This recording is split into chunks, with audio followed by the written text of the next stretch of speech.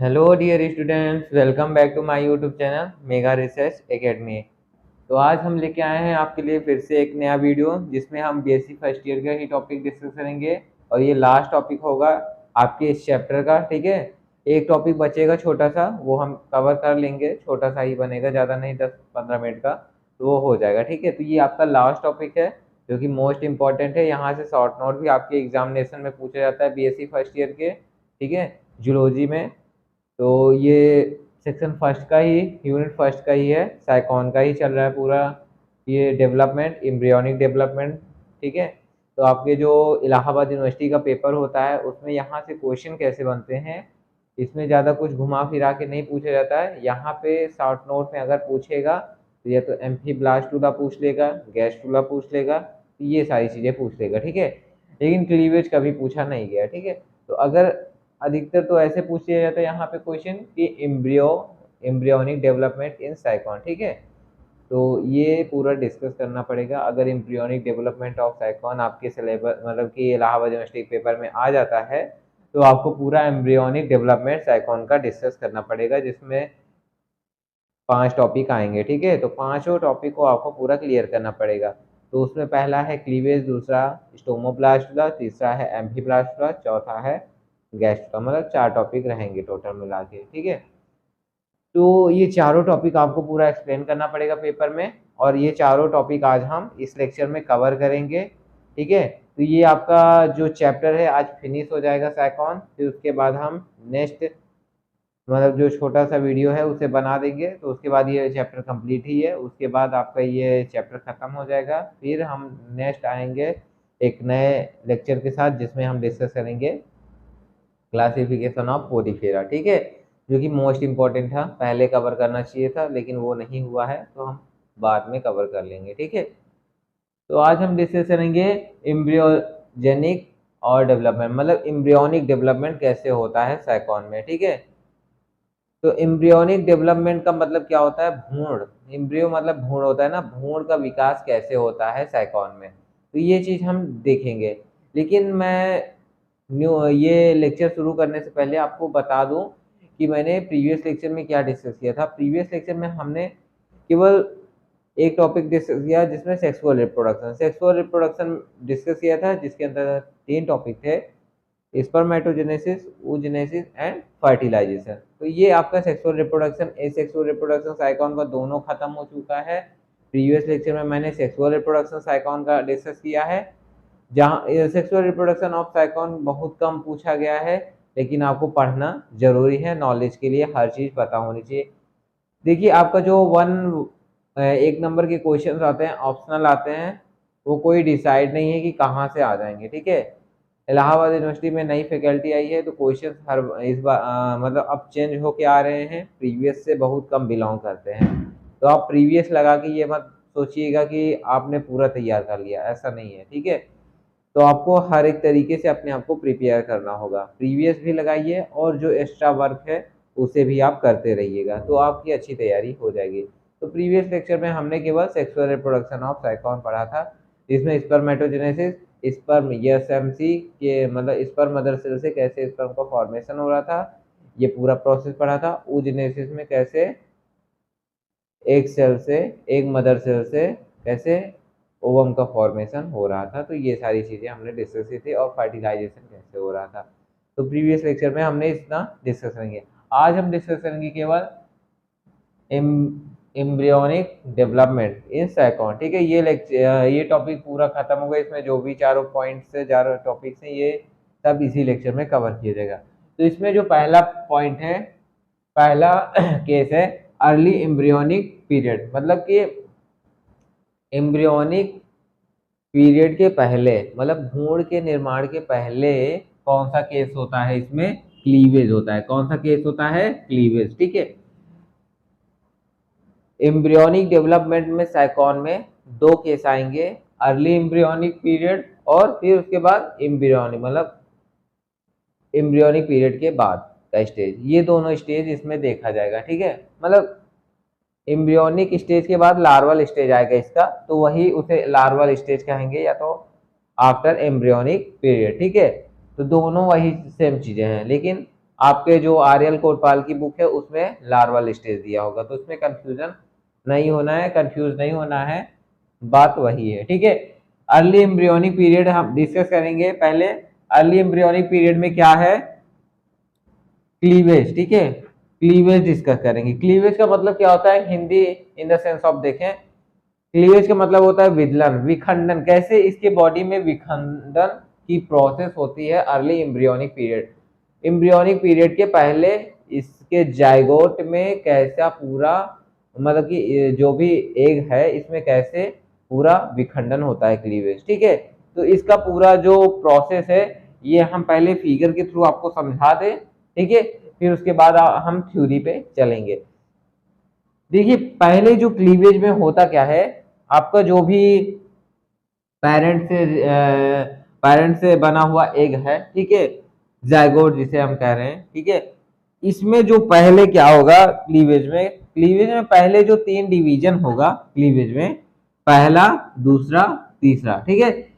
ये जो 3 डिवीजन है ये आपके वर्टिकल एक्सिस में होंगे, ठीक है, वर्टिकल मतलब ऐसे लंबे, ठीक है, पैरेलली। तो वर्टिकल डिवीजन होगा पहले 3 स्टेप में, पहला, दूसरा, तीसरा, 3 जो स्टेप है इसके फर्स्ट 3 स्टेज इसमें वर्टिकल डिवीजन होगा, ठीक है। जो जाइगोट है, ठीक है, पहले 3 डिवीजन जो होगा फर्स्ट 3 डिवीजन में इसमें वर्टिकल डिवीजन होगा। तो जो जाइगोट है पहले 2 भागों में डिवाइड होगा, ठीक है, 2 से 4 भागों में डिवाइड हुआ, 4 से 8 भागों में डिवाइड हुआ। आप काउंट भी कर दीजिए, 1 2 3 4 5 6 7 8, ठीक है। तो 8 भागों में ये डिवाइड हुआ, 2 से 4, 4 से 8। अब इसका मतलब आप समझ जाएंगे, आपको इतना पता होना चाहिए यहाँ पे कौन सा डिवीजन हो रहा है। यहाँ पे जो डिवीजन क्या हो रहा है, मियोसिस हो रहा है कि माइटोसिस हो रहा है? इंटर पढ़ के आए ना आप लोग, कमेंट करके बताइए यहाँ पे कौन सा डिवीजन हो रहा है, मियोसिस हो रहा है कि माइटोसिस हो रहा है इन 3 स्टेप में? कमेंट करके बताइए, क्योंकि इंटर सभी पास आउट होके आए हैं। इतना तो आपका बेसिक क्लियर होना चाहिए कि जब कोई भी सेल पहले 2 भाग में डिवाइड होगी, फिर 2 से 4 भाग में और 4 से 8 भाग में डिवाइड होगी। तो यहाँ पे जो पूरा जिस वे में डिवाइड हो रही है सेल्स, वो किस फेज में डिवाइड कर रही है, माइटोटिक की मियोसिस? कमेंट करके बताइए, ठीक है, जिनको भी पता है, ठीक है। तो यहाँ पे जो हो रहा है 2 से 4 सेल, 4 से 8 सेल, 8 से 16 सेल, ठीक है, 16 से फिर 32, 32 से 64, ये सारी पूरी प्रोसेस होगी। मतलब इसमें थोड़ा सा आगे स्टेज रुक जाएगा, चेंज हो जाएगा, ठीक है। तो मतलब यहाँ स्टार्टिंग का जो भी डिवीजन हो रहा है यहाँ पे अपना माइटोटिक डिवीजन हो रहा है, ठीक है, मियोसिस नहीं हो रहा है, माइटोटिक डिवीजन हो रहा है, ठीक है। तो जो इसके स्टार्टिंग के जितने भी डिवीजन स्टेज है यहाँ पे माइटोटिक डिवीजन हो रहा, और पहले 2 सेल में डिवाइड होगा जाइगोट, 2 से 4, 4 से 8 सेल में डिवाइड होगा। तो ये जो सेल्स है इन्हें हम ब्लास्टोमियर कहेंगे, ठीक है, इन्हें हम ब्लास्टोमियर्स कहेंगे। अब 4 से 8 सेल में डिवाइड हो गया। अब देखिए 8 से ये 16 सेल में डिवाइड होगा। जैसे ही ये 4th डिवीजन में आएगा, देखिए 1 2 3 डिवीजन हो गया, 3 डिवीजन वर्टिकल हुए, ठीक है, यहाँ पे ब्लास्टोमियर्स का फॉर्मेशन हुआ। जब आफ्टर 3 डिवीजन, 3 डिवीजन के बाद क्या होगा, व्हेन स्टार्ट 4th डिवीजन, जब 4था डिवीजन स्टार्ट होगा, तो यहाँ पे जो ब्लास्टोमियर से ये डिवाइड होगा अनइक्वली डिवाइड होगा, और क्या फॉर्म करेगा, 8 माइक्रोमियर्स, 8 माइक्रोमियर्स एंड 8 मैक्रोमियर्स, माइक्रो एंड मैक्रो। यही ब्लास्टोमियर्स हमारा आफ्टर 3 डिवीजन के बाद ये अनइक्वली डिवाइड करता है, ठीक है, अनइक्वली डिवाइड करेगा और क्या फॉर्म करेगा, 8 माइक्रोमियर्स एंड 8 मैक्रोमियर्स, ठीक है। माइक्रो का मतलब बड़ा, माइक्रो का मतलब स्मॉल, ठीक है। माइक्रो का मतलब क्या होगा, स्मॉल, माइक्रो का मतलब होगा मैक्रो का मतलब होगा लार्ज, माइक्रो का मतलब होगा स्मॉल, ठीक है। इसमें कंफ्यूजन नहीं करना है, कंफ्यूजन नहीं होना है बिल्कुल भी। माइक्रो का मतलब क्या होगा, यहाँ पे लार्ज मैं लिख दे रहा हूँ, माइक्रो, माइक्रो का मतलब क्या होगा, लार्ज, ठीक है। माइक्रो का मतलब लार्ज, ठीक है। और ये जो माइक्रो है, माइक्रो, माइक्रो का मतलब क्या होगा हमारा, स्मॉल, ठीक है। माइक्रो का मतलब स्मॉल, तो इसमें कंफ्यूजन नहीं होना है। माइक्रो का मतलब स्मॉल होगा, माइक्रो का मतलब लार्ज होगा। तो जो ब्लास्टोमियर है हमारा आफ्टर 3 डिवीजन, 3 डिवीजन के बाद ये जैसे ही चौथे डिवीजन में इंटर करता है, तो जब चौथा डिवीजन करता है तो ये अनइक्वली डिवाइड होता है ब्लास्टोमियर, और क्या फॉर्म करता है, 8 माइक्रोमियर्स एंड 8 मैक्रोमियर्स, ठीक है। अब देखिए 8 माइक्रोमियर से चारों, मतलब 8 बड़े माइक्रोमियर से माइक्रोमियर्स, और 8 माइक्रोमियर से स्मॉल माइक्रोमियर्स। तो ब्लास्टोमियर जैसे ही चौथे डिवीजन के स्टेज में पहुंचता है तो ये अनइक्वली डिवाइड करता है और 8 माइक्रोमियर्स एंड 8 माइक्रोमियर्स का फॉर्मेशन करता है, ठीक है। इसके बाद क्या होता है, इसके बाद देखिए, इसके बाद जो स्टेज आती है, इसके बाद जो स्टेज आएगी, जो हमारा माइक्रोमियर है, ये micromere through the mitosis, through the mitosis rapidly division, ठीक है। बहुत तेजी से ये डिवीजन करेगा थ्रू द माइटोसिस, माइटोसिस के थ्रू बहुत तेजी से ये डिवीजन करेगा माइक्रोमियर्स, ठीक है। माइक्रोमियर्स स्मॉल वाले जो माइक्रोमियर्स स्मॉल सेल्स हैं वो हमारे बहुत तेजी से डिवीजन करेंगे, लेकिन लेकिन क्या होगा, ये जो हमारे माइक्रोमियर्स है, ये माइक्रोमियर्स फ्यू मतलब सम टाइम के लिए क्या हो जाएंगे, अनडिवाइडेड हो जाएंगे। समटाइम्स के लिए इनमें डिवाइड की जो प्रोसेस है वो रुक जाएगी और वो गोल हो जाएंगे, ठीक है, माउथ की तरफ प्रेजेंट हो जाएंगे। तो देखिए ये हमारा माइक्रोमियर से बहुत ज्यादा डिवाइड कर दिया है, ठीक है। ये हमारे माइक्रोमियर से ऊपर जितने भी हैं, और ये जो 3 सेल्स है, मैंने यहाँ आपको समझाने के लिए 3 सेल्स बना दिया है। जरूरी नहीं 3 ही सेल्स बनते हैं, बचते हैं, ऐसा नहीं है। जितने भी बड़े माइक्रोमियर है वो नीचे आके एडजस्ट हो जाते हैं और माउथ की तरफ एडजस्ट हो जाते हैं माइक्रोमियर, ठीक है। तो माइक्रोमियर्स में कोई डिवीजन नहीं होता है after then fourth division. Fourth division के बाद जो माइक्रोमियर्स है वो सम टाइम के लिए डिवाइड करना बंद कर देता है और राउंडेड हो जाता है, गोला हो जाता है। यहाँ पे मैंने राउंडेड कम बनाया है, ठीक है, इसको आप बना लीजिएगा, थोड़ी राउंडेड हो जाता है, ठीक है, ये राउंडेड हो जाता है।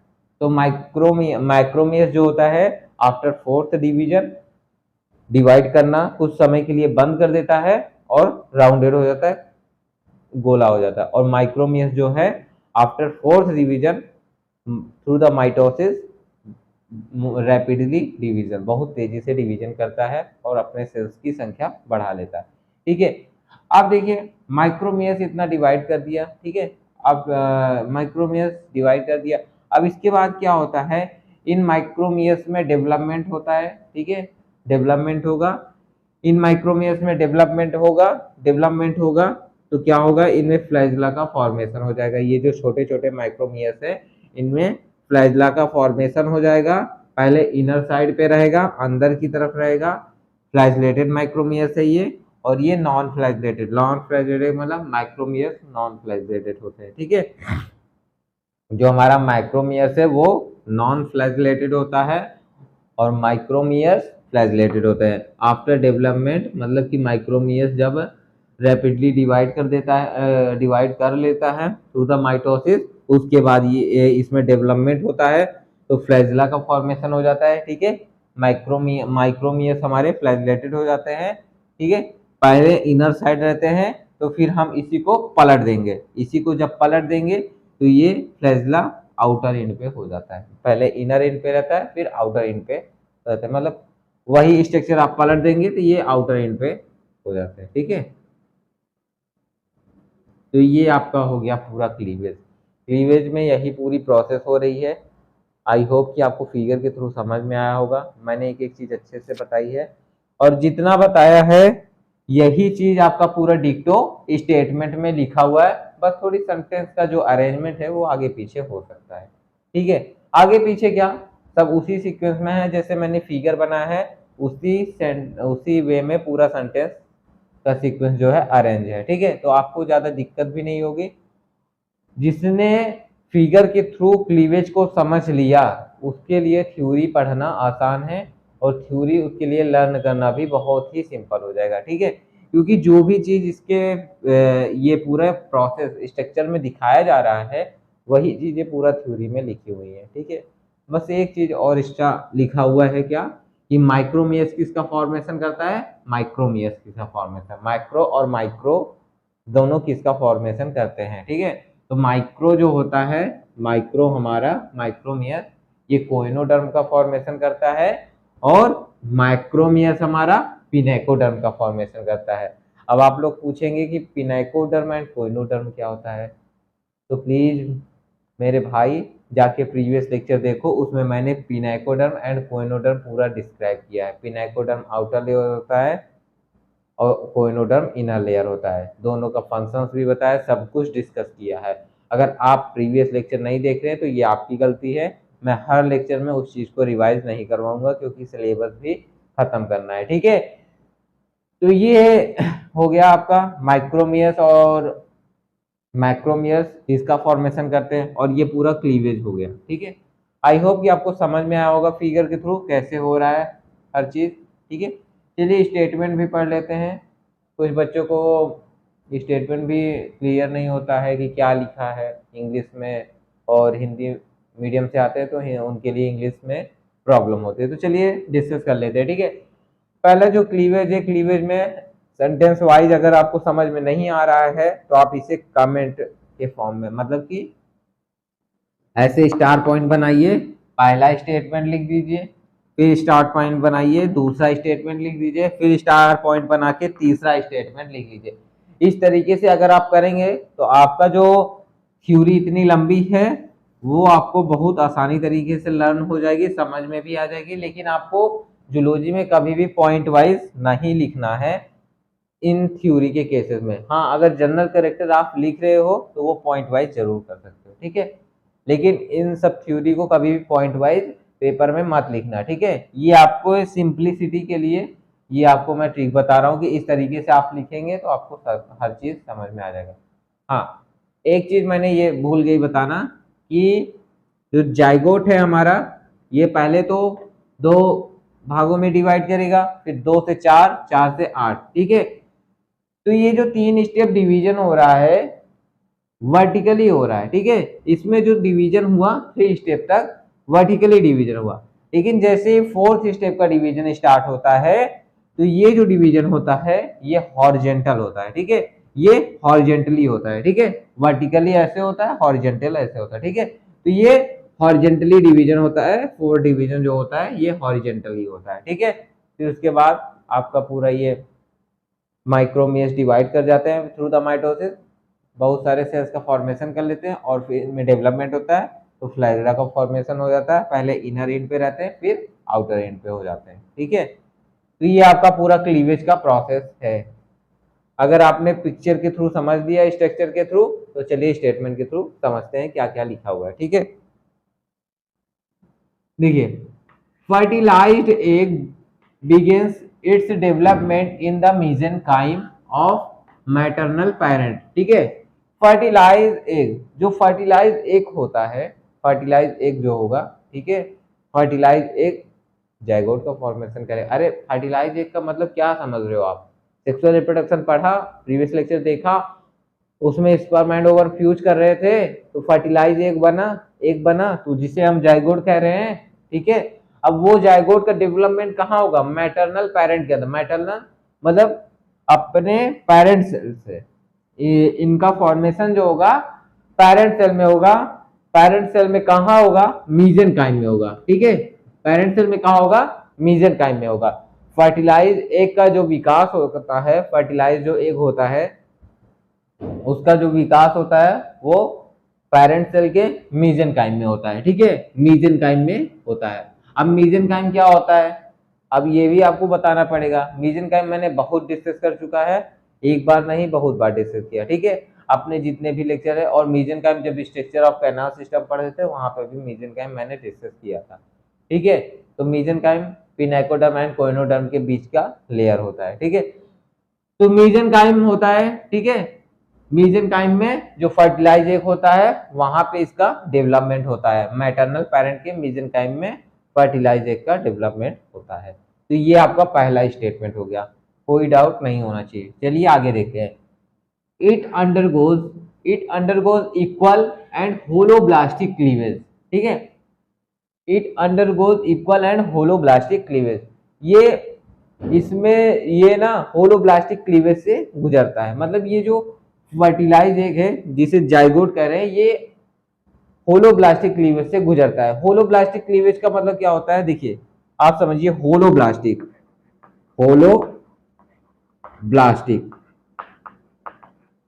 होलो होलो मतलब होलो का मतलब होल से समझिए। होल होल मीन्स क्या होता है, संपूर्ण होल। ठीक है, होलो का मतलब होल से समझिए। होल WHOL, होल का मतलब होता है संपूर्ण, पूरा। ब्लास्टिक, ठीक है, होलोब्लास्टिक। होलोब्लास्टिक का क्लीवेज का मतलब होलो का मतलब पूर्ण, जिसमें पूर्ण क्लीवेज हो, जिसके बॉडी का पूर्ण विदलन हो जाए उसे होलोब्लास्टिक क्लीवेज कहते हैं। मतलब उसके पूरे सेल्स का क्लीवेज हो उसे हम होलोब्लास्टिक क्लीवेज कहेंगे, शॉर्ट फॉर्म में आप समझिए। ठीक है, होलोब्लास्टिक का मतलब क्या होता है, जिसके पूरे बॉडी का विखंडन हो। ठीक है, एक नहीं पूरे बॉडी का, उसके हर एक सेल्स का विदलन हो जाए तो उसे हम होलोब्लास्टिक क्लीवेज कहेंगे। होलो का मतलब होल। ठीक है, तो ये आप समझ लीजिए शॉर्ट फॉर्म में। होलोब्लास्टिक क्लीवेज का मतलब समझ आया कि जिसके पूरे संपूर्ण भाग का विदलन हो, विखंडन हो, उसे हम होलोब्लास्टिक क्लीवेज कहेंगे। ये जो फर्टिलाइज एग है ये होलोब्लास्टिक क्लीवेज से होके गुजरता है। इट अंडरगोज इक्वल एंड होलो, मतलब होलोब्लास्टिक क्लीवेज होता है इक्वली होता है, अनइक्वली नहीं होता, इक्वली डिवाइड होते हैं। अब देखिए आगे, फर्स्ट 3 डिवीजन आर वर्टिकली। वही चीज मैंने यहाँ पे भी बोला, वही चीज वहां पे लिखा है। जो फर्स्ट 3 डिवीजन होगा वो वर्टिकली होगा। First 3 division are vertical. ठीक है, प्रोड्यूसिंग 8 ब्लास्टोमियर्स। ठीक है, प्रोड्यूसिंग 8 ब्लास्टोमियर्स। 8 ब्लास्टोमियर्स का फॉर्मेशन होता है आफ्टर 3 डिवीजन। 3 डिवीजन के बाद 8 ब्लास्टोमियर्स का फॉर्मेशन होता है। 8 ब्लास्टोमियर्स का फॉर्मेशन होता है। अब देखिए आगे लिखा है, the fourth division are horizontal. The fourth division are, ये फोर्थ डिवीजन है आपका, ये हॉरिजेंटल डिवाइड करता है। ठीक है, the fourth division are horizontal and the blastomeres divide unequally into 8 micromeres and 8 micromeres। देखिए, जो फोर्थ डिवीजन होगा वो हॉरिजेंटली होगा। अरे ब्लास्टोमियर्स ही तो आपको डिवाइड करेगा फोर्थ डिवीजन में।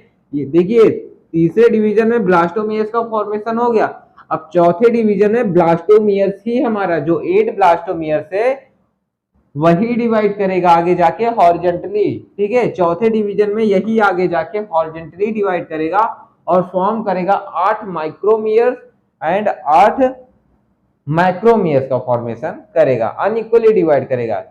अनइक्वली का मतलब इसमें जो सारे सेल्स हैं वो इक्वल नहीं है। ठीक है, 8 जो है अनइक्वल है और 8 जो अनइक्वल है, मतलब दोनों अनइक्वल है, सेम नहीं है, इक्वल नहीं है। एक बड़ा है तो एक छोटा है, इसीलिए यहाँ पे अनइक्वलिटी है। ठीक है, जो फोर्थ डिवीजन होता है उसमें ब्लास्टोमियर्स अनइक्वली डिवाइड करता है और फॉर्म करता है 8 माइक्रोमियर्स एंड 8 माइक्रोमियर्स। ठीक है, तो ये आपका फोर्थ डिवीजन भी कंप्लीट हो गया, जैसे मैंने बताया वैसे लिखा भी हुआ है। ठीक है, अब देखिए आगे, एक cavity develop in between them. इन दोनों के बीच में एक कैविटी का फॉर्मेशन हो जाता है। ठीक है, and the embryo इंटर्स into the blastula. And the embryo, embryo का मतलब भ्रूण। ठीक है, वही जायगोट क्या के बाद भ्रूण का ही फॉर्मेशन होगा ना। Embryo इंटर्स into the blastula phase.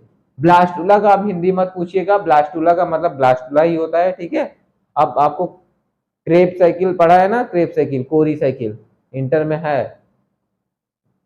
ठीक है, ये सारी चीजें, ये साइकिल्स हैं, कुछ भी साइकिल्स है, अब उनका हिंदी देखेंगे आप तो वही रहता है। ठीक है, तो यहाँ पे ब्लास्टुला का भी मतलब ब्लास्टुला ही है। ठीक है, इंटर्स इनटू द ब्लास्टुला फेज। ठीक है, ब्लास्टुला फेज में इंटर कर जाता है। ठीक है, the micromeres divide more rapidly. Micromeres divide more rapidly through mitosis and develops flagella at their inner end, while the micromeres undivided for some time, ठीक है, फॉर सम टाइम। देखिए जो माइक्रोमियर से डिवाइड करता है through the mitosis more rapidly, ठीक है, the micromeres divide more rapidly through mitosis, mitosis के थ्रू ये बहुत तेजी से डिवाइड करता है एंड डेवलप और विकास करता है, विकसित होता है इसमें क्या, flagella at their inner end पे फ्लैजला का फॉर्मेशन हो जाता है, वाइल जबकि माइक्रोमियर जो लार्ज सेल्स हैं undivided for some time, undivided होते हैं मतलब कि डिवीजन नहीं करते हैं कुछ समय के लिए, ठीक है, बट बिकम राउंडेड, लेकिन गोले होते हैं, एंड ग्रेनुलर माइक्रोमियर्स, इन्हीं को हम ग्रेनुलर माइक्रोमियर्स कहेंगे, रिप्रेजेंट द स्टोमोब्लास्टुला, ठीक है, क्या रिप्रेजेंट करेंगे, स्टोमोब्लास्टुला को रिप्रेजेंट करेंगे। अब स्टोमोब्लास्टुला आपका नेक्स्ट टॉपिक स्टार्ट होगा, ठीक है, स्टोमोब्लास्टुला हम डिस्कस करेंगे। तो ये आपका क्लीवेज जो हो गया खत्म हो गया, आई होप कि आपको समझ में आया होगा क्लीवेज। तो अब हम डिस्कस करेंगे स्टोमोब्लास्टुला। तो आप पहले फिगर के थ्रू समझने का प्रयास कीजिएगा, ठीक है, कि कैसे ये 1 से 2 सेल में डिवाइड हुआ, 2 से 4 में, 4 से 8 में, 8 से 16 में, 16 से 32 मतलब 32 मतलब वहां पे बहुत मोर रैपिडली बहुत सारे सेल का फॉर्मेशन कर रहा है, ठीक है। तो यहाँ पे एक कंडीशन आ रही है कि क्या माइक्रोमियर्स हमारा अनडिवाइड हो जा रहा है, मतलब डिवाइड नहीं कर रहा है, ठीक है, तो उस स्टेज में फिर उसके बाद इसमें फ्लैजला का फॉर्मेशन हो जाता है माइक्रोमियर्स में, और ये हमारे माइक्रोमियर्स जो होते हैं अनफ्लैजलेटेड होते हैं और माइक्रोमियर्स फ्लैजलेटेड हो जाते हैं। तो ये आपका पूरा क्लीवेज है, ठीक है, तो ये आपका पूरा क्लीवेज खत्म हुआ। अब हम इसके आगे डिस्कस करेंगे नेक्स्ट टॉपिक स्टोमोब्लास्टुला, ठीक है, चलिए डिस्कस करते हैं। देखिए स्टोमोब्लास्टुला में क्या होता है, स्टोमोब्लास्टुला जो होता है, अभी हमने फिगर के थ्रू आपको बताया था, पूरा पिछला फिगर मैंने पूरा ड्रॉ किया था, ठीक है।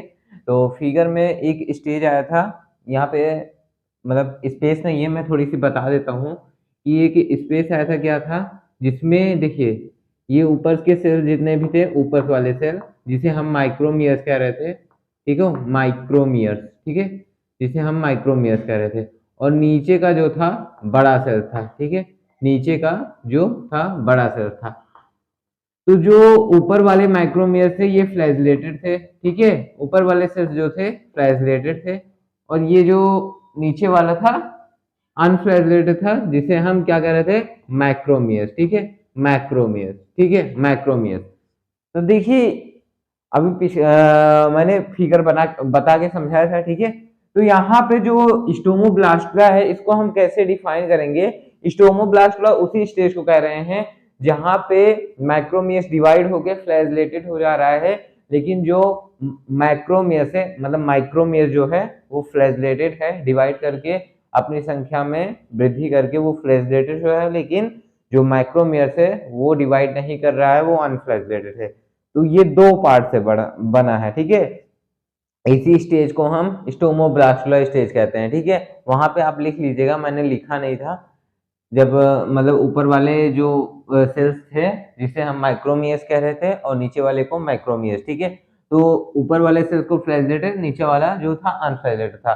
तो ये दो पार्ट से बना है, एक फ्लैजलेटेड पार्ट, एक अनफ्लैजलेटेड पार्ट। तो यही जो स्टेज है इसी को हम स्टोमोब्लास्टुला कहते हैं, ठीक है, इसमें कोई ज्यादा लॉजिक नहीं लगाना है।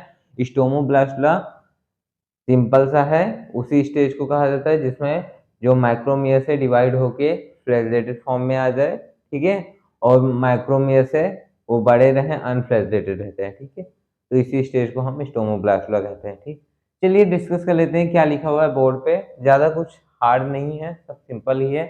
तो आपको अगर कहीं भी कंफ्यूजन होती है तो आप प्लीज़ कमेंट कीजिएगा, ये लेक्चर थोड़ी लंबा जाएगा क्योंकि आप लोगों को ये कोर्स भी खत्म करना है। बहुत लोग बच्चे कह रहे हैं कि कैसे हो पाएगा, वो हमारी जिम्मेदारी है, ठीक है, आप परेशान मत होइए, हम पूरा बताएंगे, पूरा सिलेबस कवर होगा, ठीक है, इस यूट्यूब चैनल पे, ठीक है। बीएससी फर्स्ट ईयर वालों के लिए।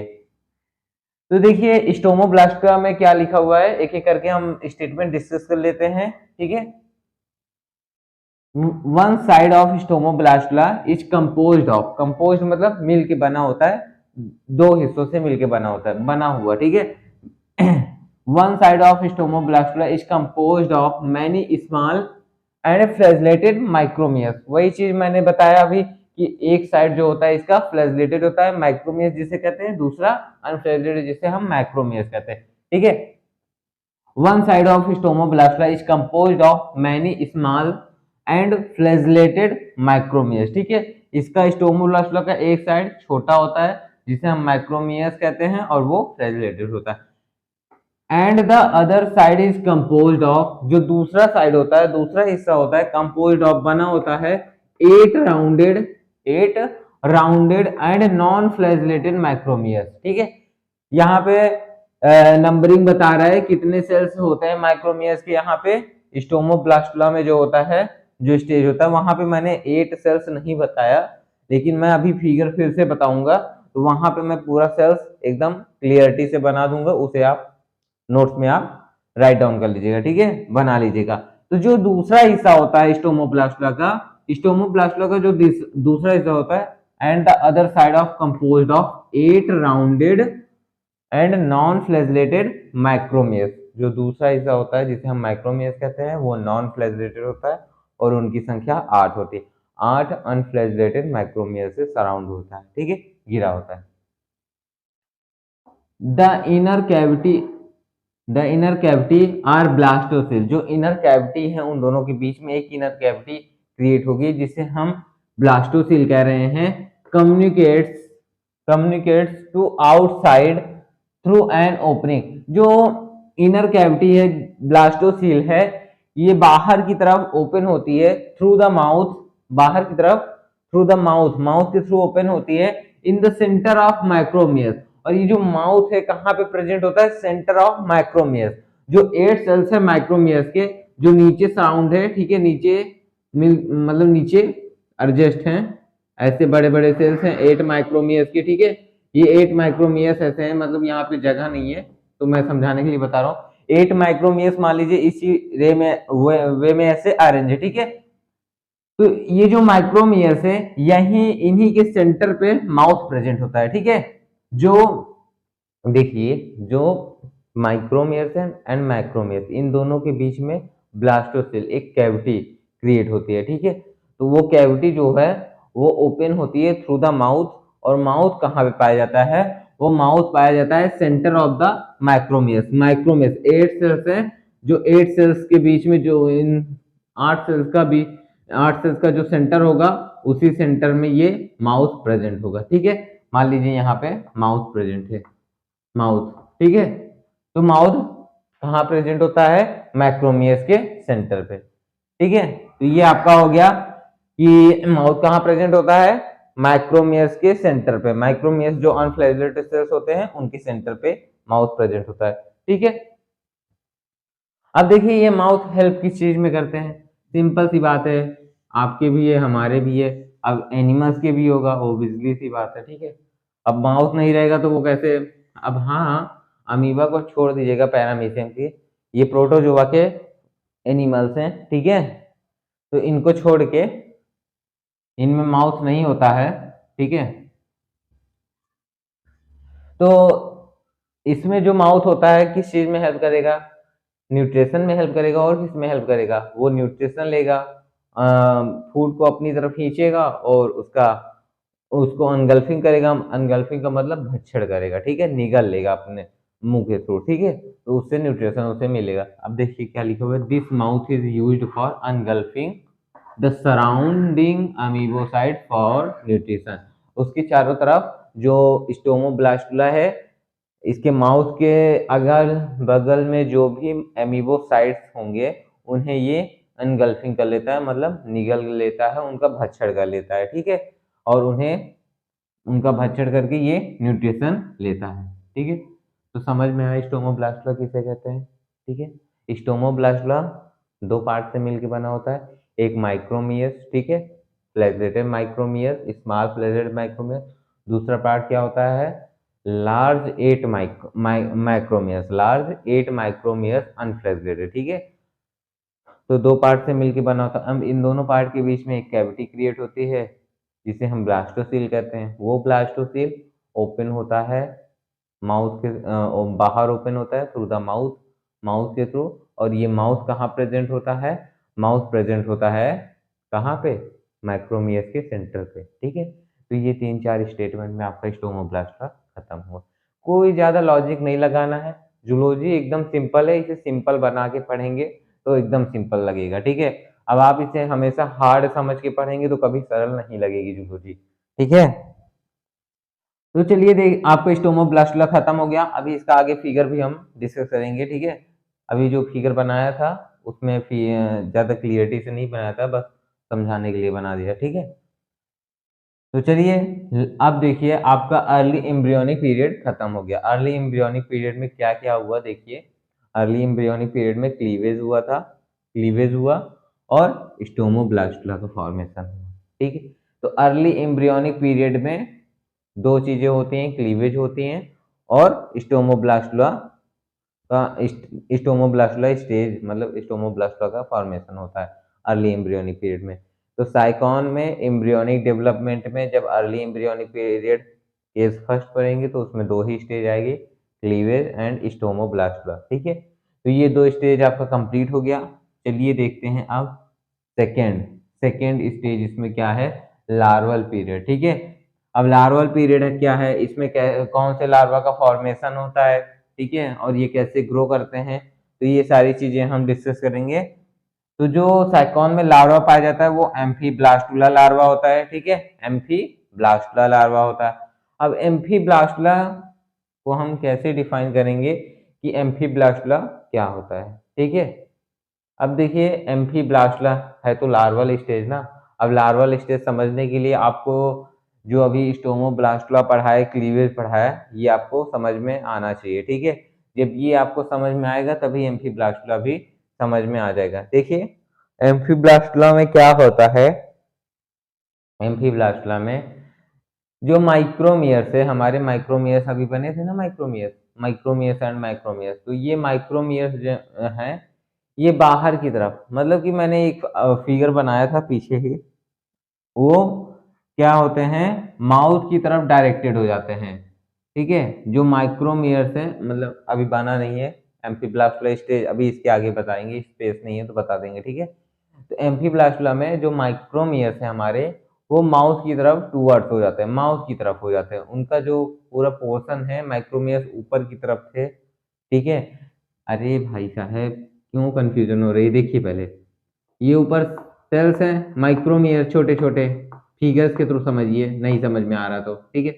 और ये बड़े बड़े सेल्स नीचे माइक्रोमियर्स है, ठीक है, समझ में आया। अब देखिए ऊपर माइक्रोमियर्स है ना, अब यही माइक्रोमियर्स एम्फीब्लास्टुला लार्वा जो पाया जा रहा है साइकॉन में, ठीक है। अब ये क्या करेंगे, ये एम्फीब्लास्टुला स्टेज में ये टूवर्ड माउथ की ओर, मतलब माउथ की ओर ये चले आएंगे। जो सेंटर पे माउथ पाया जा रहा था, कहाँ पे, माइक्रोमियर, माइक्रोमियर्स के सेंटर में माउथ पाया जा रहा था ना, तो ये जो होते हैं ये माउथ की ओर डायरेक्टेड हो जाते हैं, ठीक है। ये माउथ की ओर डायरेक्टेड होता है, मतलब माउथ की ओर चले जाते हैं, ठीक है। अब चलिए देखते हैं स्टेटमेंट क्या लिखा हुआ है बोर्ड पे।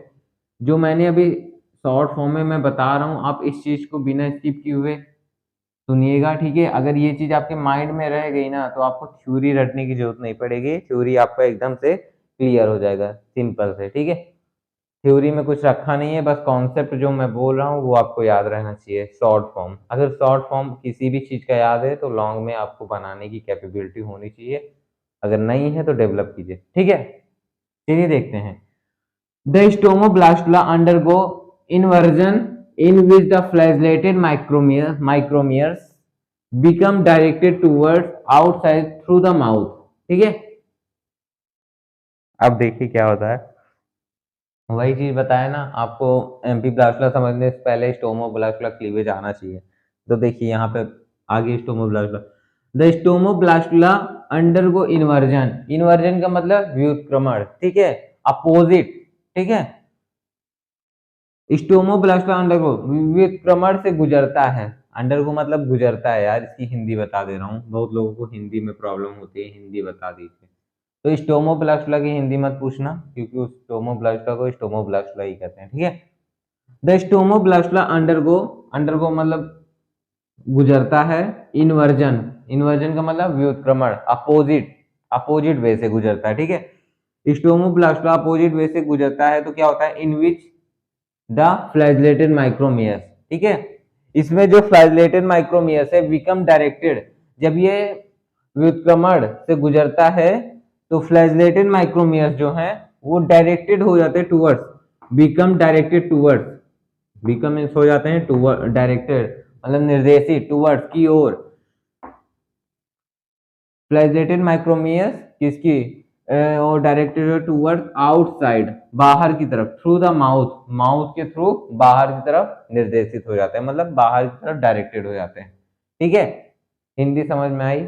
बहुत लोगों को हिंदी में मतलब कि इसका हिंदी निकालने में दिक्कत होती, तो मैं दोनों चीज क्लियर करते हुए चल रहा हूँ, ठीक है, आपको कहीं प्रॉब्लम ना हो इसलिए। तो the stomoblastula undergo inversion in which the flagellated micromeres become directed toward outside through the mouth, ठीक है। माउथ के थ्रू जो फ्लैजिलेटेड माइक्रोमियर से ये बाहर की ओर डायरेक्टेड हो जाता है, बाहर की ओर चले जाते हैं, ठीक है। अब देखिए आगे क्या है, 10 टाइप ऑफ स्टोमोब्लास्टा, इस प्रकार का जो स्टोमोब्लास्टा है इज नोन एज एम्फीब्लास्टा, तो जो इस प्रकार का ब्लास्टा है, ठीक है, इसे हम एम्फीब्लास्टा कहेंगे, ठीक है। अभी पीछे जो फिगर बना था उसमें एक ये भी था कि ये जो हैं सारे जो फिगर्स हैं, ये जो सेल्स थे ये माउथ की ओर ही डायरेक्टेड हो रहे थे, ठीक है, ऐसे फ्लैजिलेटेड थे, इनके फ्लैजिला बाहर की ओर से चले गए थे, ठीक है, आप पिछला फिगर देखिएगा, बाहर की तरफ चले गए थे और ये सभी सेंटर की ओर आ रहे थे, ठीक है, ऐसे चारों तरफ से सराउंड होके, ठीक है। तो ये स्टेज अभी पिछले प्रीवियस मतलब स्ट्रक्चर में था, तो वहां से आप समझ सकते हैं। तो मैं दोबारा से बता दूंगा अभी बना के आगे, तो टेंशन मत लीजिए। तो जो इस प्रकार का स्टोमोब्लास्टा होता है, ठीक है, उसे हम एम्फीब्लास्टा कहते हैं। ऐसा स्टोमोब्लास्टा जिसका फ्लैजिलेटेड माइक्रोमियस डायरेक्टेड हो जाए through the mouth outside, mouth के थ्रू आउटसाइड की ओर डायरेक्टेड हो जाए फ्लैजिलेटेड माइक्रोमियस, इस प्रकार की स्टोमोब्लास्टा को हम क्या कहेंगे, एम्फीब्लास्टा, ठीक है। तो ये आपका खत्म, एक दो लाइन बची है उसे भी हम देख लेते हैं। अब क्या होता है, amphiblastula larva does not stay within the maternal mesenchyme, maternal में इसके जो पेरेंट हैं, ठीक है, जो सैकॉन मतलब कि अभी तो जायगोट से ही तो आ रहे हैं ना हम लोग, जायगोट एग से, ठीक है, क्लीवेज से जायगोट से ही तो, जायगोट में डिवीजन हुआ, 2 4 ये ऐसे ही पूरा डिवीजन हुआ ना, तो वो स्टेज से अभी आ रहे हो, तो वो अभी एग है, जायगोट है, वही तो डेवलप कर रहा है, तो इसके मैटरनल मतलब माता पिता, ठीक है, पेरेंट्स। तो जो ये एम्फीब्लास्टा लार्वा है ये कभी भी एग्जिस्ट नहीं करता है वहां पे, मतलब कि वहां पे रहता नहीं है अपने मीजेनकाइम, मैटरनल मीजेनकाइम, ठीक है, अपने माता पिता के मीजेनकाइम में ये नहीं रहता है एम्फीब्लास्टा लार्वा, ये इट ब्रेक आउट इनटू स्पंजोसेल, ये स्पंजोसेल को ब्रेक करता हुआ, तोड़ता हुआ, and passes out through osculum, osculum के थ्रू बाहर, ऑस्कुलम के थ्रू आता है, पास आउट होता है with outgoing water flow, outgoing water current, ठीक है। जो एम्फीब्लास्टा लार्वा है वो मैटरनल पेरेंट मतलब पेरेंट सेल के मीजेनकाइम में नहीं पाया जाता, वहां पे स्टे नहीं रहता है, ठीक है। ये स्पंजोसील के थ्रू, स्पंजोसील के थ्रू ऑस्कुलम से होते हुए, और ऑस्कुलम से होते हुए ये बाहर चला जाता है। अब ऑस्कुलम से बाहर कैसे जाएगा, स्पंजोसील में वाटर करंट होता रहता है ना, मैंने कैलान सिस्टम को जब स्ट्रक्चर पढ़ाया था तो उसमें पूरा डिस्कस किया था, ठीक है, वाटर कैसे करंट करता है, पूरा हर एक चीज क्लियर किया था। तो ये वाटर करंट के थ्रू थ्रू द ऑस्कुलम बाहर चला जाता है ये लार्वा, ठीक है। तो ये आपका पूरा खत्म हुआ एम्फीब्लास्टा लार्वा। आपसे कोई भी ऑप्शन में पूछ ले कौन सा लार्वा साइकॉन में पाया जाता है, तो एम्फीब्लास्टा लार्वा पाया जाता है। तो स्टोमोब्लास्टुला की वो स्टोमोब्लास्टुला जब ऐसे स्टेज में आता है कि उसका जो वेजिटेटिव माइक्रोमियस है वो बाहर की माउथ के थ्रू बाहर की तरफ डायरेक्टेड हो जाता है, तो ऐसे स्टोमोब्लास्टुला को हम एम्फीब्लास्टुला कहते हैं। और जो एम्फीब्लास्टुला होता है वो मैटरनल पेरेंट के मेसेंकाइम में नहीं पाया जाता है, ये बाहर चला जाता है वाटर में। ठीक है, सीधी सी बात। तो ये आपका एम्फीब्लास्टुला खत्म हुआ। ठीक है, आई होप कि आपको स्टोमोब्लास्टुला और एम्फीब्लास्टुला समझ में होगा। आज का लेक्चर थोड़ी लंबा जाएगा, तो ठीक है, पेशेंस के साथ देखिएगा इसे बिना स्किप किए हुए। ठीक है, हर एक चीज़ को समझिएगा, नहीं तो ये जो टॉपिक चल रहा है बहुत ही इंपॉर्टेंट है, पेपर में भी पूछा जाता है, तो आपका ये खत्म हो जाएगा। ठीक है, तो ये जो है आपका अभी खत्म हो जाएगा कुछ देर में। ठीक है, तो ये आपका खत्म हो जाएगा कुछ देर में। एक टॉपिक और है, मतलब कि गैस्ट्रुला, गैस्ट्रुला के बाद एक और है, उसके बाद ये आपका पूरा चैप्टर खत्म। ठीक है, तो चलिए देखते हैं गैस्ट्रुला क्या होता है। ठीक है, गैस्ट्रुला में कुछ होता नहीं है, बस सिंपल सी बात है। गैस्ट्रुला क्या होता है? गैस्ट्रुला में कुछ नहीं होता है। गैस्ट्रुला एक ऐसा फेज है जिसमें गैस्ट्रुलेशन होता है। ठीक है, गैस्ट्रुला एक ऐसा फेज है जिसमें गैस्ट्रुलेशन होता है। अब गैस्ट्रुलेशन में क्या होता है, देखिए इंटर में पढ़ा होगा आप लोगों ने गैस्ट्रुलेशन होता क्या है, लेकिन मैं यहाँ पे आपको शॉर्ट फॉर्म में बता दे रहा हूँ। जो आर्यल कोटपाल की बुक है उसमें गैस्ट्रुलेशन ज़्यादा डिटेल में नहीं दिया है, लेकिन शॉर्ट फॉर्म में बस बता दिया है गैस्ट्रुलेशन होता है। ठीक है, तो गैस्ट्रुलेशन में क्या होता है? गैस्ट्रुलेशन में जो ब्लास्टोसाइट ब्लास्टोसाइट्स हैं, ठीक है, एम्फीब्लास्टुला है, इसके बाद ब्लास्टोसील मतलब ब्लास्टोसाइट का फॉर्मेशन होता है। तो वो ब्लास्टोसाइट जो होता है वो लेयर का फॉर्मेशन करता है। ठीक है, एक्टोडर्म, इंडोडर्म, ठीक है, तो ये सारे लेयर्स का फॉर्मेशन करता है। तो ये सारे लेयर्स किस फॉर्मेशन करते हैं? जो ब्लास्टोसील है इन तीनों लेयर का फॉर्मेशन करता है, और ये लेयर जो होते हैं ये पूरे एक सेल्स को कवर अप करते हैं। ठीक है, ढकते हैं। तो ये जो प्रोसेस हो रही है ये गैस्ट्रुलेशन फेज में ही होती है। तो गैस्ट्रुलेशन फेज में ज़्यादा कुछ होता नहीं है, बस लेयर्स का फॉर्मेशन होता है थ्रू द ब्लास्टोसाइट। ठीक है, ब्लास्टोसाइट्स के थ्रू लेयर्स का फॉर्मेशन होता है। गैस्ट्रुलेशन में ब्लास्टोसाइट्स के थ्रू लेयर्स का फॉर्मेशन होता है। तो चलिए आगे देखते हैं इसमें गैस्ट्रुला में क्या है। ठीक है, गैस्ट्रुला किसे कहेंगे हम, तो साइकॉन में गैस्ट्रुला कैसे हो रहा है, ठीक है, देखते हैं। It is made up of two layer, ये दो लेयर से मिलकर बना होता है। गैस्ट्रुला जो होता है टू लेयर बॉडी बॉल, दो लेयर बॉडी बॉल से मिलकर बना होता है। The outer layer of granular cells, जो आउटर लेयर होता है ग्रेनुलर सेल्स का होता है, मतलब जो हमारा मैक्रोमियस है उसमें ग्रेनुलर्स का फॉर्मेशन होता है, ग्रेन्यूल्स का, इसीलिए उसे हम ग्रेनुलर सेल्स बोलते हैं। ठीक है, अभी आगे फिगर बनाऊंगा तो उसमें बताऊंगा। ठीक है, ग्रेनुलर सेल्स, ठीक है, उसी को बोला जाता है मैक्रोमियस को, वो अनफेरिलेटेड होते हैं, फेरिलेटेड नहीं होते हैं। ठीक है, तो जो आउटर लेयर होता है वो ग्रेनुलर सेल्स मतलब मैक्रोमेयर से मिलकर बना होता है। फॉर्म एक्टोडर्म, क्या फॉर्म कर रहा है? एक्टोडर्म का फॉर्मेशन करता है। And inner layer of non granular flagellated cells, non granular flagellated cells किसे कहेंगे? जो माइक्रोमियर से हमारे उसमें ग्रेनुलस का फॉर्मेशन, ग्रेन्यूल्स का फॉर्मेशन नहीं होता, उसे हम माइक्रोमियर कहते हैं। ठीक है, जिसे हम माइक्रोमेयर फ्लैगेलेटेड होते हैं। ठीक है, तो नॉन ग्रेनुलर फ्लैगेलेटेड सेल्स मतलब माइक्रोमियर्स से इनर लेयर बनता है और क्या फॉर्म करता है? Form endoderm.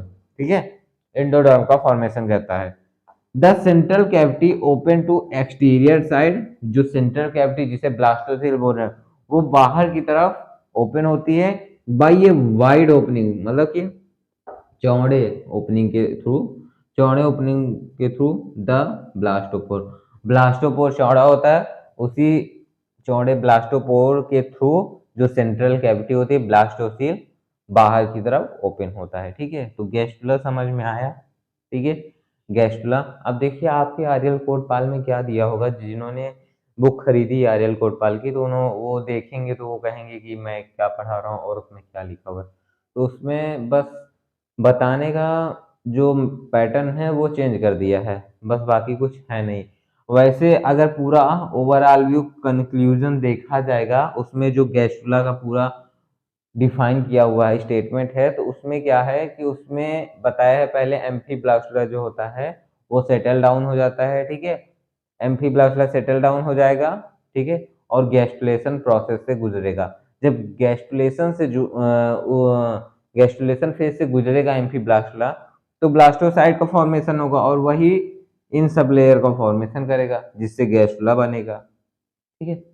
तो कुछ चेंजिंग नहीं है, बस बताने का वे चेंज है।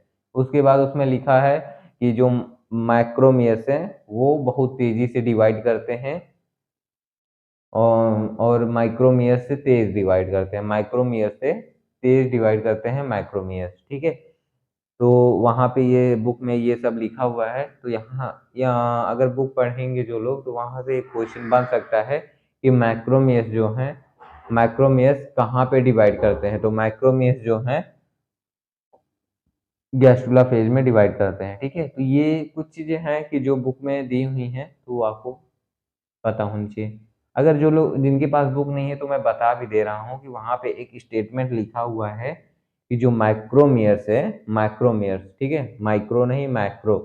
तो माइक्रो मतलब बड़े वाले सेल्स जो हैं अनफिल्ट्रेटेड, वो वहाँ पे डिवाइड करते हैं और इतना तेज डिवाइड करते हैं कि वो माइक्रोमियर से तेज डिवाइड करते हैं, मतलब माइक्रोमियर से तेज डिवाइड करते हैं माइक्रोमियर, माइक्रोमियर से माइक्रोमियर तेज डिवाइड करते हैं in the stage of gastrula. Gastrula phase में जो माइक्रोमियर्स होते हैं माइक्रोमियर से तेज डिवाइड करते हैं, ठीक है। तो ये एक क्वेश्चन बन सकता है ऑप्शनल में, ठीक है। तो ये आपका हो गया गैस्ट्रुला, एम्फीब्लास्टुला, स्टोमोब्लास्टुला, ठीक है।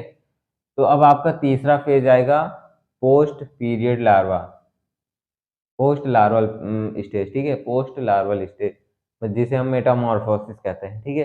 तो वो भी हम इसी लेक्चर में डिस्कस करेंगे। आई होप कि आपको ये तीनों टॉपिक क्लियर होंगे, स्टोमोब्लास्टुला और एम्फीब्लास्टुला, गैस्ट्रुला। देखिए, अगर आपको कहीं भी नहीं समझ में आता है ना, तो सेंटेंस को तोड़ दीजिए। ऐसा कोई सेंटेंस नहीं लग रहा है मुझे कि जो बहुत ही डिफिकल्ट है, जो कि आपको समझ में ना आए। हाँ, कि आप लोगों का फर्स्ट ईयर है, थोड़ी मेहनत करनी पड़ेगी समझने के लिए, ठीक है। अब बिना मेहनत के कोई चीज़ तो मिलता नहीं है, ठीक है। अपने आप को इतना कामयाब बनाइए ना, ज़िंदगी में अपने आप को इतना कामयाब बनाइए कि कोई आपको ये ना कह सके कि मेरे बिना तुम्हारा क्या होगा, ठीक है। मतलब कि आप देखिए, जैसे मैं आप लोगों को गाइड कर रहा हूँ, तो आप लोग अपने आप में वो कैपेबिलिटी डेवलप कीजिए कि अगर मैं क्लास कोई मिस भी कर दे रहा हूँ, कोई चैप्टर छोड़ भी दे रहा हूँ इस प्लेटफॉर्म पे, तो आपके अंदर कैपेबिलिटी होनी चाहिए कि वो सेल्फ से आप कर सकें। आपको मेरी ज़रूरत नहीं होनी चाहिए। तो अपने अंदर वो कैपेबिलिटी लाइए, ठीक है। भले फर्स्ट ईयर है, कोई मैटर नहीं करता। नॉलेज का उम्र से कोई वास्ता नहीं होता है। छोटी सी उम्र में भी बहुत ज़्यादा नॉलेज गेन किया जा सकता है, बस आपकी मेहनत, ठीक है। तो आपकी मेहनत बहुत बड़ी चीज़ है, ठीक है। अगर आप मेहनत किसी भी चीज़ पे लगातार करते हो, ठीक है, तो वो आपको अवश्य रिस्पॉन्स देगी, ठीक है। उस पे आपको रिजल्ट अच्छा मिलेगा, ठीक है। तो आपको आई होप कि ये तीनों टॉपिक समझ में आ गया होगा। अब हम डिस्कस करेंगे क्या, मेटामॉर्फोसिस, ठीक है। तो इसी लेक्चर में हम मेटामॉर्फोसिस पे डिस्कस करते हैं। चलिए डिस्कस करते हैं। देखिए, पोस्ट लार्वल पीरियड और मेटामॉर्फोसिस, ठीक है। मेटामॉर्फोसिस में क्या होता है, पोस्ट लार्वल पीरियड जिसे कहते हैं, ठीक है। तो मेटामॉर्फोसिस जो है, मेटामॉर्फोसिस एक ऐसा स्टेज है जिसमें कोई भी लार्वा, देखिए जो भी लार्वा होता है,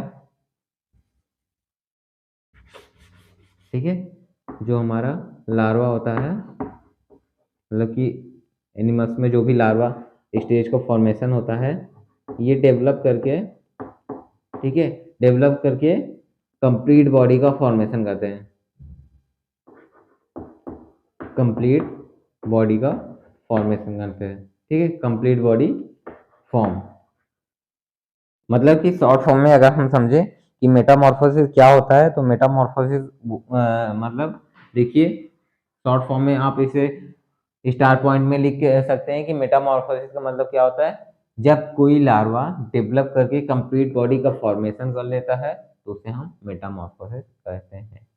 तो मेटामॉर्फोसिस का मतलब समझ में है, शॉर्ट फॉर्म में मेटामॉर्फोसिस जब कोई भी लार्वा डेवलप करके कंप्लीट बॉडी का फॉर्मेशन करता है तो उसे हम मेटामॉर्फोसिस कहते हैं। आप लोगों ने इंटर में भी पढ़ा होगा, ठीक है, फ्रॉग में भी लार्वा का फॉर्मेशन होता है, तो वो लार्वा पूरा मेटामॉर्फोसिस करके एक पूरे फ्रॉग का फॉर्मेशन करता है, ठीक है। तो उसमें भी लार्वा के थ्रू ही मेटा का फॉर्मेशन होता है ना, ठीक है। कभी आपने वाटर में देखा होगा, ठीक है, गाँव में, तो वहाँ पे आपको अच्छे से क्लियरिटी से देखने को मिला होगा, ठीक है। तो जब लार्वा डेवलप करके पूरे कंप्लीट बॉडी का फॉर्मेशन करता है तो वो जो पूरा प्रोसेस है उसे हम मेटामॉर्फोसिस कहते हैं, ठीक है। तो मेटामॉर्फोसिस का मतलब समझ में आया। अब देखिए सैकॉन में मेटामॉर्फोसिस कैसे होता है। अभी आपने गैस्ट्रुला, एम्फीब्लास्टुला ये दोनों स्टेज पढ़े ना, तो ये लार्वल स्टेज हैं, ठीक है। ये हमारे लार्वल स्टेज हैं। तो लार्वल स्टेज हैं, अब यही लार्वा डेवलप करेगा पूरे सैकॉन बॉडी का, ठीक है। एक कंप्लीट सैकॉन का फॉर्मेशन करेगा, ठीक है, ये लार्वल स्टेज। तो लार्वा में एम्फीब्लास्टुला एंड गैस्ट्रुला दोनों स्टेज पाए रहते हैं, लेकिन यहाँ पे गैस्ट्रुला जो है लास्ट वाला स्टेज ही आगे जाके डेवलप होगा। अरे एम्फीब्लास्टुला के बाद ही तो गैस्ट्रुला बन रहा है ना, एक सीक्वेंस है, उसे हम सीक्वेंस को नहीं तोड़ सकते, ठीक है। जिस सीक्वेंस में है उसी सीक्वेंस में हमको इसे पढ़ना होगा, ठीक है। इसे अपने तरीके से आप लोग ना बना लीजिएगा कि पहले गैस्ट्रुला फिर तो ऐसा नहीं करना है, ठीक है। उसमें जो स्टेज जिस वे में हो रहा है उसी वे में आपके बुक में दिया है, उसी वे में मैं भी आप लोगों को बता रहा हूँ, ठीक है। एम्फीब्लास्टुला का पहले फॉर्मेशन हुआ, फिर उसके बाद गैस्ट्रुला स्टेज आया, गैस्ट्रुला ही अब आगे जाके डेवलप होगा कंप्लीट सैकॉन बॉडी में, ठीक है। तो गैस्ट्रुला पूरे कंप्लीट सैकॉन बॉडी में कन्वर्ट हो जाएगा। तो गैस्ट्रुला जो है पहले तो सबस्ट्रेटम से अटैच हो जाएगा और मेटामॉर्फोसिस टू सैकॉन पूरे कंप्लीट सैकॉन बॉडी का फॉर्मेशन करेगा, ठीक है। तो अब इसमें क्या होगा कि जो मेटामॉर्फोसिस है इसमें जो हमारा non flagellated cells, non flagellated granular cells हैं, ठीक है। अभी आपको थोड़ा सा एक बता दूं, यहाँ पे हिंट दे दूं, इसे आप लोग राइट डाउन कर लीजिए अगर शॉर्ट में लिखना हो, ठीक है। शॉर्ट में लिखना हो तो आप लिख सकते हैं, ठीक है।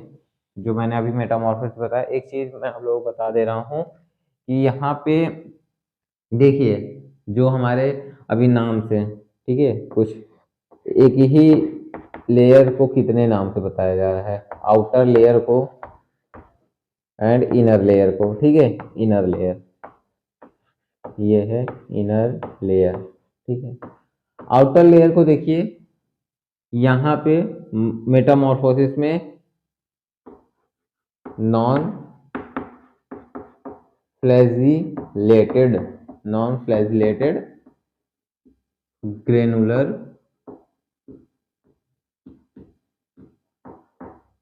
नॉन फ्लैजिलेटेड ग्रेनुलर लेयर्स कहिए, ठीक है, नॉन फ्लैजिलेटेड ग्रेनुलर सेल्स, ठीक है, सेल्स, इनके फॉर्म में जाना जा रहा है। अब जो इनर लेयर है हमारा वो फ्लैजिलेटेड सेल्स के नाम से जाना जा रहा है, फ्लैजिलेटेड सेल्स, ठीक है, फ्लैजिलेटेड सेल्स, ठीक है। तो अब देखिए यहाँ पे आउटर लेयर हो जो है, आउटर लेयर यहाँ पे मेटामॉर्फोसिस में अभी हम पूरा रीड करेंगे इस चीज को। तो यहाँ पे आउटर लेयर को नॉन फ्लैजिलेटेड ग्रेनुलर सेल्स के नाम से मतलब कि रीड किया जा रहा है, और जो फ्लैजिलेटेड सेल्स हैं मतलब माइक्रोमियस उसे हम मतलब इनर लेयर को फ्लैजिलेटेड सेल्स के नाम से डिनोट किया जा रहा है, ठीक है। अभी इसके पहले आपने एम्फीब्लास्टुला, स्टोमोब्लास्टुला, क्लीवेज यहाँ पे पढ़ा, तो इन सारे सेल्स को किस नाम से जाना जा रहा था, ठीक है। देखिए कैसे कन्वर्जन हो रहा है। नॉन फ्लैजिलेटेड ग्रेनुलर सेल्स को हम क्या कह रहे थे, मैक्रोमियर, मैक्रोमियर सेल, मैक्रोमियर सेल्स के नाम से जाना जा रहा है, और ये माइक्रोमियर,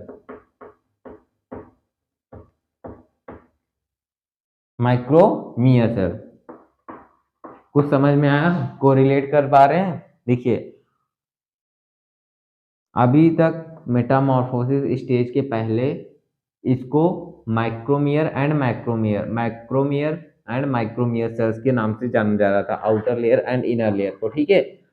लेकिन अब देखिए जैसे ही ये मेटामॉर्फोसिस स्टेज से आगे जाएगा, गैस्ट्रुला जो है मेटामॉर्फोसिस स्टेज से आगे जाएगा, डेवलप करेगा, कंप्लीट साइकोन का फॉर्मेशन करेगा, तो इसी आउटर लेयर को किस नाम से हम जानेंगे? पिनेकोडर्म। पिनेकोडर्म, ठीक है, पिनेकोडर्म के नाम से जानेंगे। और इनर लेयर को कोइनोडर्म, कोइनोडर्म, इनर लेयर को कोइनोडर्म के नाम से जानेंगे, ठीक है। तो कोरिलेट कर पा रहे हैं ना कि एक ही लेयर को स्टेज वाइज स्टेज कैसे उसका नाम चेंज हो रहा है और आगे फंक्शंस भी चेंज हो जाएंगे, ठीक है। जैसे यहाँ पे नाम, यहाँ पे क्या था, क्लीवेज में, स्टोमोब्लास्टुला में, एम्फीब्लास्टुला में, गैस्ट्रुला में, तो यहाँ पे इनको माइक्रोमियर एंड माइक्रोमियर सेल्स के नाम से जाना जा रहा था, ठीक है, क्योंकि यहाँ पे स्मॉल मतलब कि छोटे साइज में थे ये सारे सेल्स, माइक्रोमियर्स मतलब बड़ा था, देन माइक्रोमियर्स, माइक्रोमियर्स की अपेक्षा, लेकिन यहाँ पे ये पूरे छोटे में ही थे ना, पूर्ण डेवलप नहीं थे ना, तो यहाँ पे इन्हें माइक्रोमियर्स एंड माइक्रोमियर सेल्स के नाम से जाना जा रहा था, ठीक है। जैसे ही ये वहां से डेवलप करते हैं, आगे स्टेज में आते हैं मेटामॉर्फोसिस में, तो इसे नॉन फ्लैजेलेटेड ग्रेनुलर सेल्स और फ्लैजेलेटेड ग्रेनुलर सेल्स, मतलब जब उस स्टेज में थे एम्फीब्लास्टुला, गैस्ट्रुला, क्लीवेज, क्लीवेज के बाद ही, क्लीवेज में ही, तो ये मतलब माइक्रोमियर्स हमारे थे जो थे वो फ्लैजेलेटेड कहे जा रहे थे, और ये अनफ्लैजेलेटेड, नॉन फ्लैजेलेटेड सेल्स कहे जा रहे थे।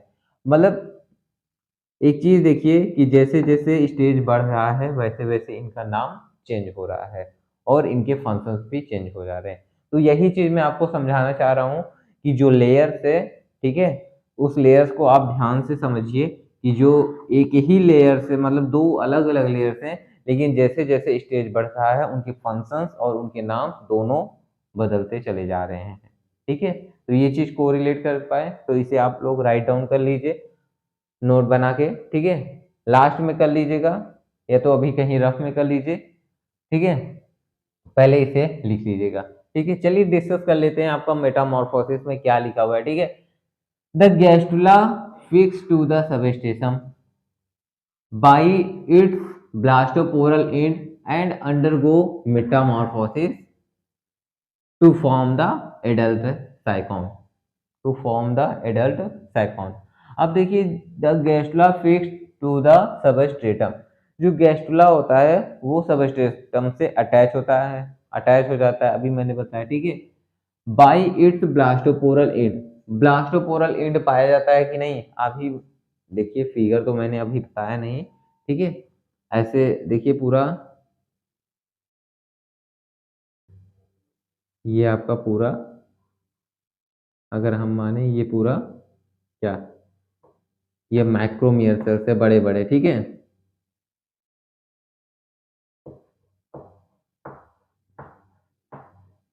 और ये हमारे फ्लैजेलेटेड जो हैं माइक्रोमियर्स हैं, ठीक है।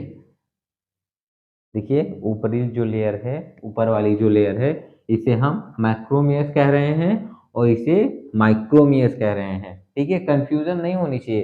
देखिए हर एक चीज को आप क्लियर करते चले जाइए, ये अभी आगे हम डिस्कस करेंगे फिगर के थ्रू, हर एक जो जितने भी स्टेज अभी बताए हैं, ठीक है। तो आउटर जो लेयर है उसे हम माइक्रोमियर्स कह रहे हैं, इनर लेयर को माइक्रोमियर्स कह रहे हैं, ठीक है। तो देखिए यहाँ पे जो क्या कहते हैं, ये ओपनिंग जो है, ओपनिंग इसको हम ब्लास्टोपोर कह रहे हैं, ब्लास्टोपोर, इसे हम ब्लास्टोपोर कहेंगे, ठीक है, ब्लास्टोपोर। तो इसी ब्लास्टोपोर इंड को ब्लास्टोपोरल इंड कहा जा रहा है, ठीक है, कोई नया वर्ड नहीं है। इस फिगर को मैंने अभी बता के समझाया नहीं, अभी हम डिस्कस करेंगे, ठीक है, इसको नेक्स्ट वीडियो में। तो the gastrula fix to the substratum by its blastoporal end, जो इसका ब्लास्टोपोर से ओपन होता है इसकी कैविटी, अभी गैस्ट्रुला स्टेज पढ़े ना तो उसमें लिखा हुआ था cavity open to exterior and by wide opening of blastopore, ठीक है। तो ब्लास्टोपोर को ही ब्लास्टोपोरल एंड कहा जा रहा है। तो जो हमारा गैस्ट्रुला है ब्लास्टोपोरल एंड के थ्रू सबस्ट्रेटम से अटैच हो जाता है और थ्रू द माइटोसिस, माइटोसिस के थ्रू एक complete well developed young sycon का फॉर्मेशन करता है। ठीक है, अब देखिए the larva lens into cylinder and develop osculum at free digital end. ठीक है, ऑस्कुलम का फॉर्मेशन होता है। ठीक है, लेकिन जो यहाँ पे लार्वा स्टेज है, अभी तो लार्वल स्टेज ही है ना, ये जो लार्वा है इसकी जो लेंथ होती है वो सिलेंडर फॉर्म में होती है, ये सिलेंडर के फॉर्म में होता है, मतलब ऐसे फॉर्म में होता है। ठीक है, ये सिलेंडर के फॉर्म में होता है। ठीक है, सिलेंडर के फॉर्म में होता है, जो लार्वा होता है इसका सिलेंडर के फॉर्म में होता है। लेकिन एंड जो ऑस्कुलम होता है वो डेवलप करता है किस पे, एट फ्री डिजिटल इंड पे। फ्री डिजिटल इंड का मतलब जैसे इसका ब्लास्टोपोर सबस्ट्रेटम से अटैच है वो फ्री नहीं है, लेकिन ये जो इसका ऑस्कुलम है ये ऊपर की तरफ डेवलप करेगा और फ्री रहेगा, किसी किसी और चीज से अटैच नहीं रहेगा। तो फ्री डिजिटल इंड का मतलब यही होता है फ्री। ठीक है, वो किसी भी चीज से, किसी भी सरफेस से, अन्य चीज से जुड़ा नहीं रहेगा। ठीक है, तो जो ऑस्कुलम होता है ये फ्री डिजिटल एंड पे ग्रो करता है, डेवलप करता है। ठीक है, अब चलिए आगे देखते हैं। Several small perforation on the wall of cylinder. ठीक है, बिकम ऑस्टिया। देखिए जो इसकी बॉडी है, ठीक है, लार्वा की बॉडी है, इसकी बॉडी पे मतलब लेयर पे आउटर पे स्मॉल परफोरेशन होते हैं, उभार होते हैं, जिसमें छोटे छोटे होल्स पाए जाते हैं। ठीक है, स्मॉल परफोरेशन उभार होते हैं। ठीक है, अब इसी स्मॉल परफोरेशन को हम ऑस्टिया कहते हैं। ऑस्टिया के थ्रू ही तो वाटर एंटर करता है बॉडी में। आपने स्ट्रक्चर ऑफ साइकोन मतलब कैनाल सिस्टम शुरू में पढ़ा है, जिन्होंने देखा है तो उन्हें पता होगा कि ऑस्टिया के थ्रू ही वाटर एंटर करता है बॉडी में। ठीक है, तो जो ये क्या कहते हैं परफोरेशन है, स्मॉल परफोरेशन, इसमें छोटे छोटे होल्स पाए जा रहे हैं, इसको हम क्या कहेंगे, ऑस्टिया। इसी को ऑस्टिया कहते हैं, यही आगे डेवलप करके ऑस्टिया का फॉर्मेशन करता है। ठीक है, outer non flagellated granular cells give rise to dermal epithelium और पिनाकोडर्म। ठीक है, नॉ outer non flagellated granular, outer layer non flagellated granular cells, जिसे हम माइक्रोमियर सेल्स कह रहे थे। इसका मतलब समझ में आया कि यहाँ पे माइक्रोमियर सेल्स ही आउटर लेयर पिनाकोडर्म और डर्मल इपिथेलियम का फॉर्मेशन करता है। ये जो माइक्रोमियर सेल्स है, आपसे 1 नंबर के क्वेश्चन में कैसे भी घुमा के यूनिवर्सिटी पूछ सकती है कि पिनाकोडर्म का फॉर्मेशन कौन सी सेल करता है, कौन सेल करती है। तो ये ऑप्शन में दे दिया जाएगा micromere cells, archaeocyte cells, amoebocyte cells, flagellated cells, कुछ भी दे सकते हैं। तो आपको अगर क्लियरली से पता होगा तो माइक्रोमियर सेल्स पे ऑप्शन क्लिक करके आएंगे। ठीक है, तो ऐसे ही क्वेश्चंस आते हैं आपके। ठीक है, तो आउटर लेयर जो होता है नॉन फ्लैजिलेटेड ग्रेनुलर सेल्स होते हैं। ठीक है, इन्हीं के थ्रू आउटर लेयर पिनाकोडर्म का फॉर्मेशन होता है, जिसे हम माइक्रोमियर सेल्स कहते हैं। माइक्रोमियर सेल्स के through outer layer pinacoderm cells का फॉर्मेशन होता है। अब देखिए आगे, inner flagellated cells develop into choanoderm and give rise to functional choanocyte, archaeocyte and other amoebocyte. ठीक है, देखिए अभी तक वही चीज मैंने बताया कि इनर लेयर जो होते हैं फ्लैजिलेटेड सेल्स होते हैं, जिसे हम माइक्रोमियर सेल्स कहते हैं। अब इस माइक्रोमियर सेल से क्या डेवलप होता है, अंदर का सेल्स कोइनोडर्म होता है, कोइनोडर्म डेवलप होता है। ठीक है, अब ये कोइनोडर्म किसका फॉर्मेशन करता है, किसका, functional choanocyte, archaeocyte and amoebocyte cells. इन सब का अलग अलग फंक्शन होता है, जिसपे मैंने एक पूरा लेक्चर ही कवर किया है। ठीक है, तो उसे आप जाके देख लीजिए कि amoebocyte cells, choanocyte cells, archaeocyte cells क्या होती हैं। ठीक है, तो ये सारी चीज़ें मैंने प्रीवियस लेक्चर में कवर की है, आप लोग जाके डिस्कस मतलब वहाँ से देख सकते हैं। ठीक है, inner flagellated cells develop into choanoderm and give rise to functional choanocyte, archaeocyte and other amoebocyte. ठीक है, mesenchyme derived from both embryonic layer. ठीक है, मीसेनकाइम जो होता है डिराइव्ड मतलब कि मिल के बना होता है, derived from both embryonic layer, मतलब दो एम्ब्रियोनिक लेयर है, बोथ मीन्स दो, पहला एम्ब्रियोनिक लेयर आउटर लेयर, दूसरा इनर लेयर। अब इसको माइक्रोमियर्स कहो या माइक्रोमियर्स कहो या नॉन फ्लैजिलेटेड ग्रेनुलोसस, क्या फ्लैजिलेटेड ग्रेनुलोसस या पिनाकोडर्म या कोइनोडर्म, कुछ भी कहो। ठीक है, क्योंकि अब यहाँ पे ये लार्वा डेवलप करके कंप्लीट साइकोन का फॉर्मेशन करने जा रहा है। ठीक है, तो embryonic layers pinacoderm and choanoderm. Option में आपको कुछ भी दे सकता है। ठीक है, कि साइकोन में 2 एम्ब्रियोनिक लेयर्स पाई जाती हैं, ठीक है?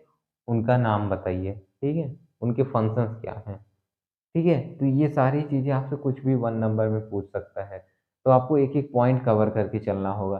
तो देखिए यहाँ पे एम्ब्रियोनिक लेयर क्या है? पिनाकोडर्म, कोनोडा। अब यही नाम चेंज करके दे दिया मैक्रोमियस और माइक्रोमियस, तो बच्चे कन्फ्यूज़ हो जाएँगे कि ये कहाँ से आ गया? ये तो हम पढ़े ही नहीं।